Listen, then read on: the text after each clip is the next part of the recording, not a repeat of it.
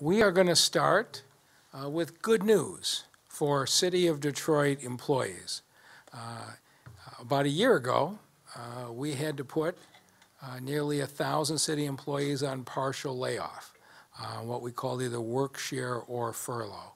And I'm very happy to announce today that the 750 Detroit employees who have been on work share, who've been working 4 days a week, they are being recalled to full-time employment effective April 12th. So any city employee who's been working 4 days a week, you are now back to full-time starting April 12th. You know who you are, but it's folks like the B-Seat inspectors, DDOT support staff, the clerical staff across the city, and many others. And this is our time to say thank you to our city employees for their sacrifice. With the passage of the American Rescue Plan, what the federal government has done essentially is replace our lost revenue.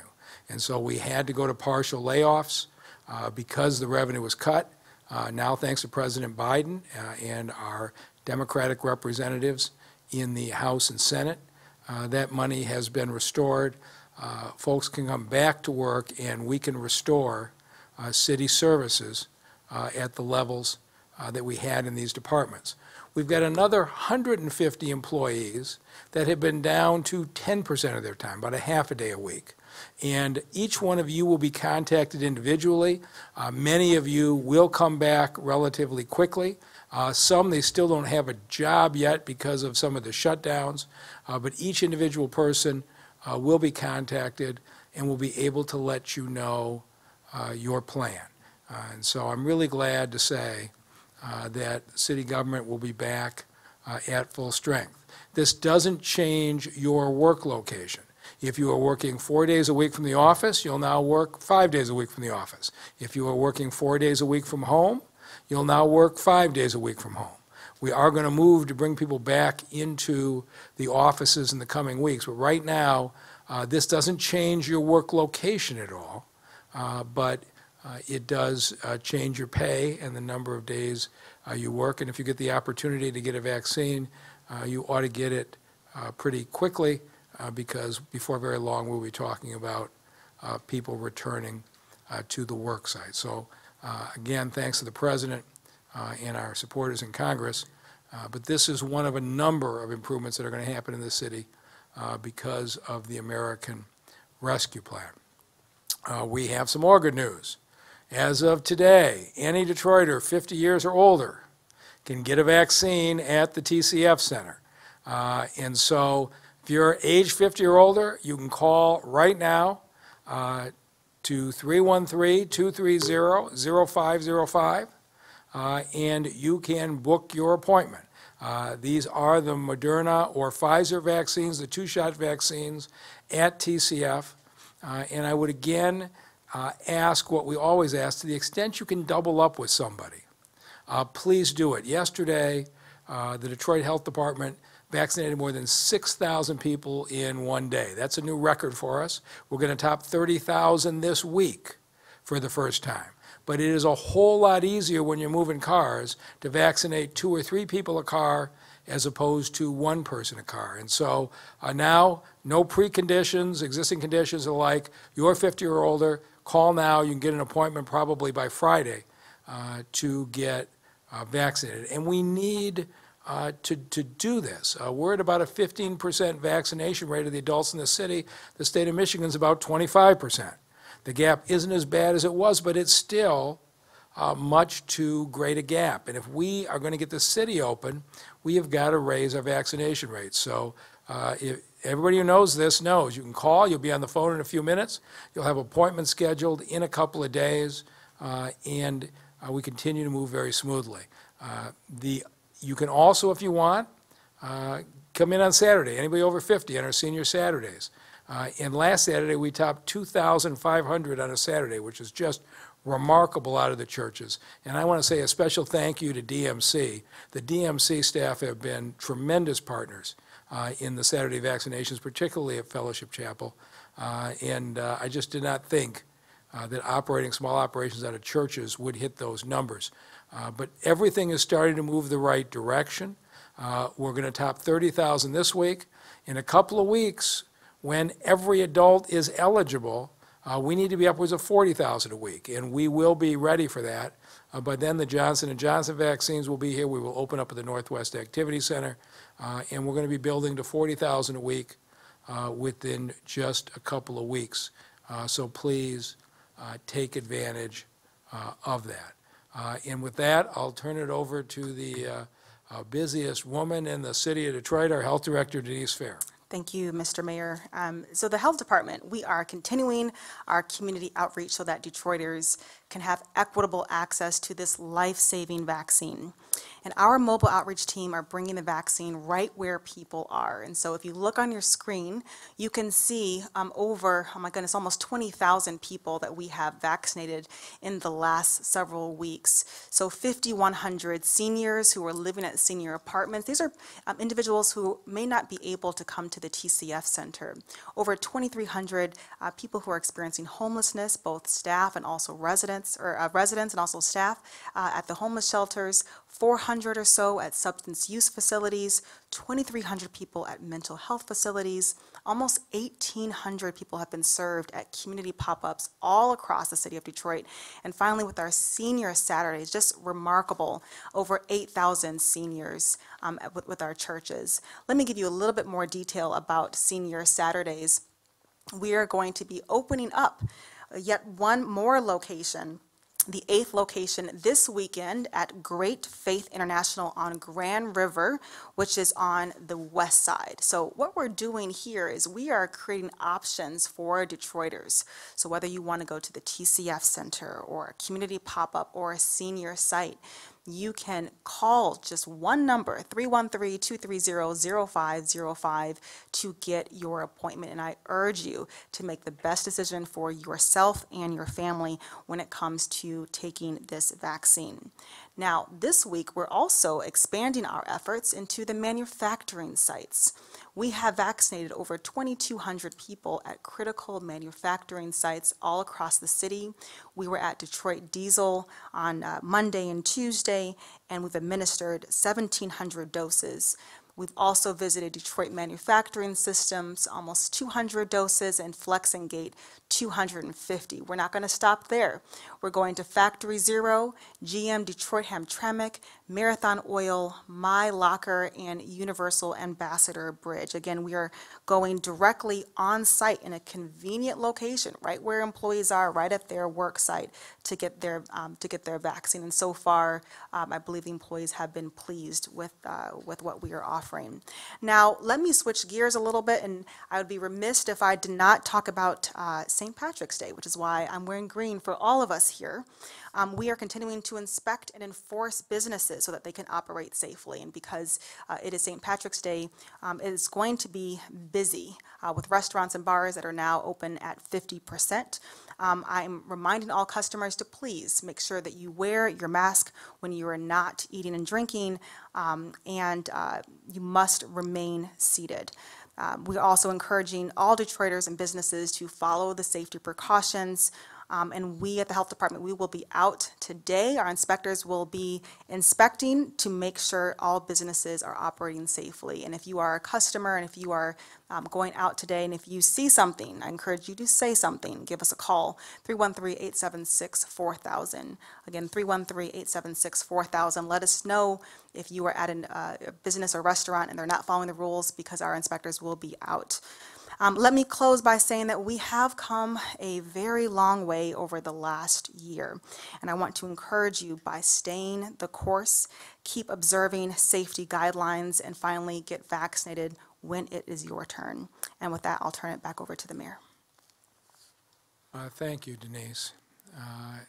And I want to talk now about housing security and keeping our residents in their homes, preventing eviction, is going to be an intense focus of effort over the next 6 months. 36th District Court is open again. Eviction processes are starting again. The stimulus checks certainly will be helpful, but we have a lot more assistance. So about a month ago we sat here, we had $5 million in rental assistance available. That number has just increased tenfold to $50 million, thanks to Governor Whitmer and the state legislators who approved this legislation in the last week. So now the renters in the city of Detroit have got $50 million available to keep you in your homes. But you have to act. And so I'm here with our partners from Wayne Metro, from HAND, and from United Community Housing Coalition because we're doing this all as a team. The number of people that we have to reach is significant. So if you experienced significant financial hardship due to COVID, you may be eligible. This is for people who lost their job because of COVID. They went on unemployment. This is for somebody who maybe kept their job, but their hours were cut, and they had a 10% reduction in their household income, or they're facing homelessness or other instability because of COVID. So this is for people whose financial situation deteriorated because of COVID. If that is you and you are in the city of Detroit, and you have a qualifying income, which basically means for an individual you make less than $44,000 a year, family of four less than $62,000, but the key thing is you lost income because of COVID, here's what can happen. You are eligible if you're a renter and court proceedings have started against you for eviction, or you're behind in your rent or utilities with past due notices. So even if you don't have an eviction notice, if you're behind in your rent, you could be eligible. Also, landlords can initiate this. If you've got a tenant who's behind in their rent, and that tenant has had their income reduced because of COVID, they could be eligible. And obviously, landlords have incentives to step forward themselves. We know landlords have bills too. What is different today is this. When we were here a month ago, we had $5 million. We couldn't help you unless you had an eviction notice start. Now, we can help you if you have a late rent due, even without eviction. Now, if you're behind in your rent or utilities, we can help. We have those resources for the first time. So, first thing you get is you get a lawyer who will represent you in 36th District Court or advise you even ahead of time. We will help you with your past due rent and can potentially help you with overdue utility costs. Those are the kinds of support available.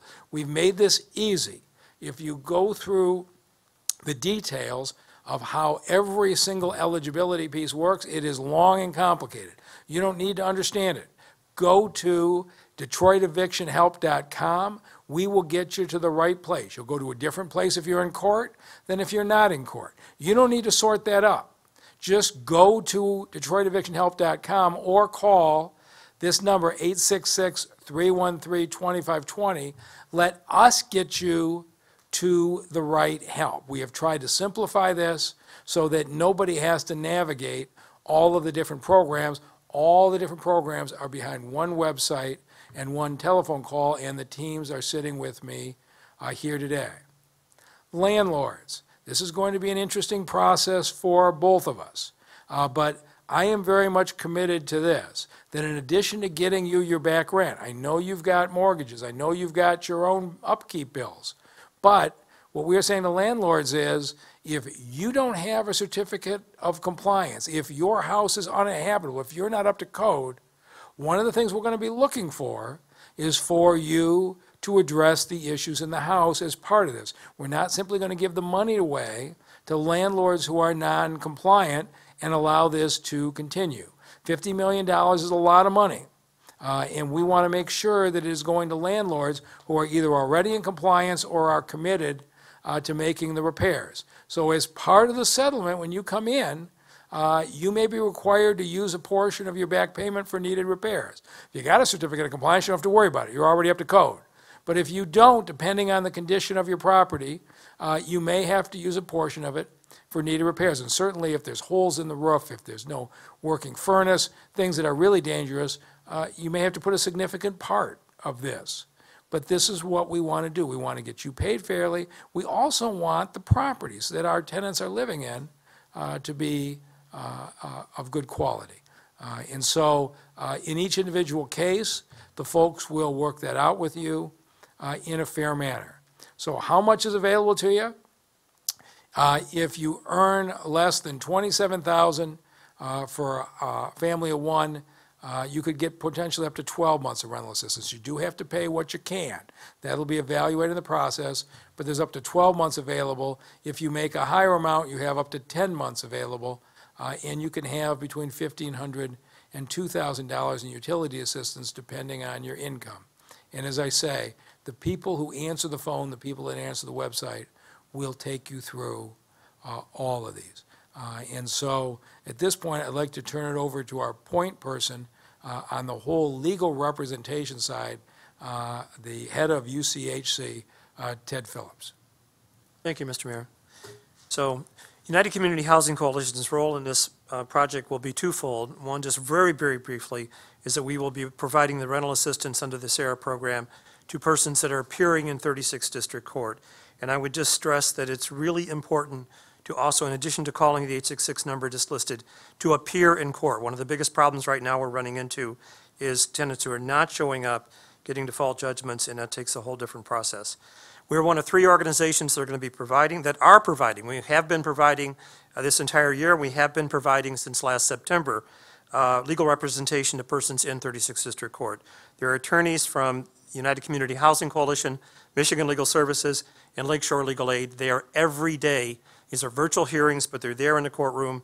And if you need counseling, there certainly can be, you can turn to them. The judge will ask you that, and they're there to assist you and to represent in all the cases that we possibly can. In addition to that, Legal Aid and Defender appears on some occasions, and Detroit Justice Center is also, we've worked with them to pull them in to help as well. The court has 4 judges that are hearing these cases Monday through Friday. The dockets are in the morning and the afternoon. And again, at all those times, attorneys, paralegals, rental assistance counselors, they're all there to be able to assist you. In addition to being there in court, we are also doing a weekly virtual meeting where you can attend and meet with counselors as well to get applications taken care of and done at that time. In fact, we have one today at 3 o'clock if I get out of here quick enough. So we're doing these every Wednesday. We're going to be stepping them up to also doing them 1 weeknight a week, 1 morning a week, and 1 or 2 Saturdays every month. So there are a lot of different ways to get in. The biggest problem we have right now is with tenants who are not showing, judgments that are being issued, and bailiffs that are proceeding to try to evict. We are tackling that problem as well. We get records from the court every week of who is facing a potential bailiff eviction. There are persons who go out and do door knocking and deliver letters to the tenants that are in those situations. Try not to be in that, though, by simply showing up. In addition to that, we are continuing to work on making sure that everybody's living in a decent house. The repairs that are needed are going to still be negotiated or presented to the court for those to be done. It is really important that you raise those issues to the attorneys when you come in and see them, or a paralegal counselor if you see them, and we will raise those to the court. We will negotiate those, and we now have an incredible new tool to be able to get repairs, and that's $50 million that should make a significant difference in that issue. So again, urge you to show up, urge you to work with us and take advantage of the resources that are available. And now I'm going to turn to Tasha Gray, who's the Executive Director of the Homeless Action Network, as a representative of the Detroit Continuum of Care. Thank you, Ted. I just want to stress for you all that this is a tremendous program, and it offers resources for people to remain stably housed, and not only for Detroiters to remain stably housed, but those who are housing Detroiters, our landlords, our owners, our property management companies, a very great opportunity to remain secure and stable in your housing. Obviously, to pull off a program of this size, we can't do it without the partnerships. And so Hans' role in this is to work on the back end stuff. We're providing administrative support, and we're also working closely with the city of Detroit in coordination. But it's really the players and the nonprofit partners that are bringing this program to the forefront. Folks such as Ted Phillips with the United Community Housing Coalition, also Lewis with the Wayne Metro Community Action Agency, and as Ted mentioned, there are a number of partners that are not at this table. But we want to make sure that you all are taking advantage of these resources. As Mayor Duggan mentioned earlier, a program similar to this that preceded it, it was $5 million. We're talking about $50 million now. So we know that there is great need out there, but there is also great resources as well. In the previous program, we were able to help over 1,500 households. So close to, if you look for this program, about 15,000 to 16,000 households, or maybe even more, that we'll be able to help. And so we just want to make sure that Detroiters are taking advantage of this. And with that, I would like to hand things over to Louis Pisker, who can talk to us from Wayne Metro about how we access this program. Thanks, Tasha, and thanks for having me. Yeah, at Wayne Metro, we are taking the lead in the rental assistance cases that are not in court. And so we did open up for applications starting on Monday, and I'm just pleased to announce that we have close to 800 Detroiters that have already filled out applications and are seeking assistance through this program. Wayne Metro, we are ready. We're ready to serve. We have the staffing capacity, and we are ready to go. We have 140 staff available every day to work on this program. We also have 60 staff manning our call center to make sure that we are taking your calls in a timely manner, and we've expanded our hours to do so.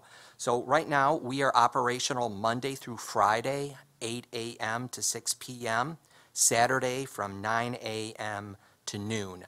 We expect really heavy call volumes at the conclusion of this press briefing, so please hang in there with us. We're all in this together, and we're gonna get to you in a timely manner. Right now, our wait times are roughly about 2.5 minutes.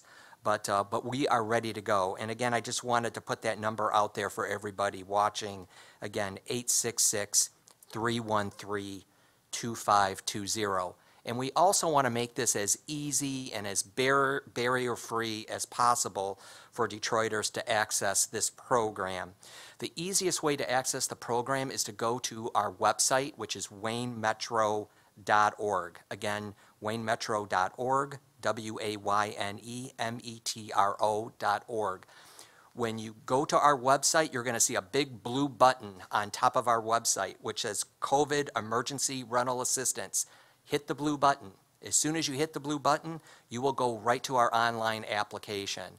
And the online application is really easy to fill out. You can upload all of the documents that are requested of you. And then after you do that, then you will get either a text, an email, or a call from us letting you know the status of your application. And if you're technology challenged or just having a hard time navigating the application, we will call us back. We will assign a navigator directly to your case, and we will walk you through the application process. Again, we are here to serve you. We want the process to be expeditious, and we want it to be easy for you. Once we complete the application and we have a completed application, we will be able to turn around a check, or even cooler, we can wire transfer your back due rent directly to your landlord within 2 weeks. And so we even want to get the money to the landlords as soon as possible to make sure that you are current on your rent. You can get this anxiety, get this debt lifted off your shoulders, and we can all move forward together. So we're excited. I want to thank the mayor for the opportunity to serve Detroiters in this vital program. I want to thank all of the partners that are on the screen. We work really closely with all of them. They're great organizations, and I'm just really proud that Wayne Metro is part of the solution in this helping network. And with that, I'll turn it back over to Mayor Duggan. All right, we'll start with our first question from John. Mayor, thank you. Good afternoon, everybody. One on the evictions to start, and just a couple then on COVID and vaccines. Can anybody give some texture in regard to how many are maybe in the eviction process through the court system, how big the backlog is compared to where we were a year ago, and the cost of COVID when it comes to evictions and those that are facing it? Ed, you probably got the best idea. I don't know what the backlog is exactly. I do know that the court is generally scheduling cases about 5 weeks from when the cases are filed. Normally, that would be 10 days, so that gives you a little bit of indication of the backlog. I think there is, there is that. We do know in terms of evictions, we get a weekly report from the court of all landlords who have asked for the proper order for a bailiff to evict. It gives us a chance to get out and knock on doors and make sure people are aware, because a lot of times those are persons that never appeared in, if you look at the records, never appeared in court for one reason or another. We do know that there was a horrible problem with mail last fall. I don't know if that's totally corrected or not. We do know that there's some with bad addresses and other kinds of reasons that people just don't understand. So we do have that. Last week, there were 18 such homes that we were notified of, and there was notices given on Saturday. The week before that, there was about 25. So it gives us some indication of the potential eviction rate. We don't have any numbers, maybe the court does, on how many persons were actually evicted. We are finding in some of the cases when persons have gone out that the properties are now vacant. And we have had some cases that are pending they've been pending for a long time, and there's been a lot of changes in them. The person who the case was brought against is no longer the person who's occupying the property. So there's a lot of different kinds of things going on. I know that doesn't totally answer your question, but there's a lot still not known. In short, though, when we hear that potentially up to 15,000 could be helped with the 50 million, we don't have a similar number of how many may be facing or looking at this prospect. We know that as a general rule each year, there's about 31,000 cases brought. We also know that last year there was only about 11,000 cases or so. That's just based on just raw numbers. The case numbers, you can just look at those and they go consecutively, so you can just count them up. So we know that. We don't know how many there will be this year. Our preliminary thought when this was brought out was that we would probably have enough to cover about half of the cases in 36th District Court where there was a judgment based on what the judgments were looking like last fall. That's pretty speculative, though, because we don't have any way of knowing how many cases are being filed. We do suspect that with Lewis and his work at Wayne Metro, that there would be a lot less cases filed, because if you can be paid without having to go to court and without even having to have a demand for possession, then this should cut down on the number of cases being filed. Thank you. On to COVID, just to clarify, when we say 50 and older, we're talking without pre-existing conditions, right? It's anybody? Anybody, if your driver's license shows that you are 50 years of age, you're eligible. Got it. Mayor or Denise, I'd welcome an input in regard to the report of the charges against the nurse at the TCF Center, not so much about the case itself, but the reaffirmation for everybody that's waiting for vaccines about the integrity of the process and just your reaction to what had developed there. We're approaching 150,000 vaccinations being done by the Detroit Health Department. And we had somebody who allegedly took 2 syringes. Fellow employees spotted it, and immediately contacted the authorities, and she was arrested, I understand, charged now. So I think it gives you an indication that the security systems we have, if you go over, there's security everywhere, police everywhere, cameras everywhere. I have no idea what possessed somebody to think they could slip 2 syringes out of there, but I'm really pleased with the way the other employees in the system responded. A couple more from me. Earlier this week, Republican House members were out in front of Comerica Park talking about the capacity limits for opening day, which is 2 weeks from tomorrow. The governor, the Tigers have released statements. They're still talking. There's going to be a development there. Just wondering, as we sit here 2 weeks out, if would welcome your input or thought in regard to what you think might be safe there, what you would envision happening in 2 weeks. So the governor and I have a good relationship because I share those opinions with her and not through the media, which is a big part of why I get along with her better than the Republicans in Lansing. So in other words, no comment today. No, the governor and I talk on every one of these openings, and she listens to me carefully, and you can't really argue with the results that she has had in her leadership, and I'm sure she'll make the right decision on opening day. Safe to say, though, this will be revised, or something will be coming in regard to some type of movement up from 1,000? Again, you got to talk to the governor. It's not my place to speak for her. All right. Lastly, then, we've talked in past news briefings about the acceptance of the vaccine in the community. Just wondering on an update, As we've had more people vaccinated, I've been here before, and you said, be sure to talk to your neighbors, it's safe, et cetera, et cetera. Would welcome your thought in regard to where you think community support is and what's the latest on that. Thank you. Sure. So far, we vaccinated almost, as the mayor mentioned, almost 150,000 people. That means that Detroiters are interested, and they are ready, and they are willing. What we're noticing is as more Detroiters get vaccinated, their families and friends are more interested in also getting the vaccine. Next week, we are launching a very exciting campaign through our marketing department, and it's going to be real Detroiters sharing their story about how first they were hesitant, but they took the vaccine and now they feel safe. Now they can hug their grandkids. And I think that's going to be a powerful message. The health department will continue to host educational webinars. We're going to continue partnering with the clergy and the hospitals, because this is not just the work that we're doing at the health department, but collectively across the city. And as we continue to work together, we're going to see the rates increase. Right now, we're approaching 15% of all Detroiters, and hopefully we'll get to that 70% herd immunity this year. Thank you. Okay, Mayor, we've got a few questions from reporters that are watching remotely. Christina Hall from the Free Press has a few questions about the Johnson & Johnson site. She wants to know if we know when and how many vaccines the city will be receiving. So we expect to know that number in the next week, and within a matter of days of getting it, we'll have an announcement on the distribution at the Northwest Activity Center and at other locations.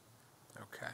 And she also wanted to know if people will have the opportunity to select which vaccine they want, or if it'll just be... Yes. Yeah. So everything's going to be one telephone number. We've got the most remarkable system thanks to our ROC connections, but you are going to be able to dial the phone and book at TCF for a 2-shot vaccine.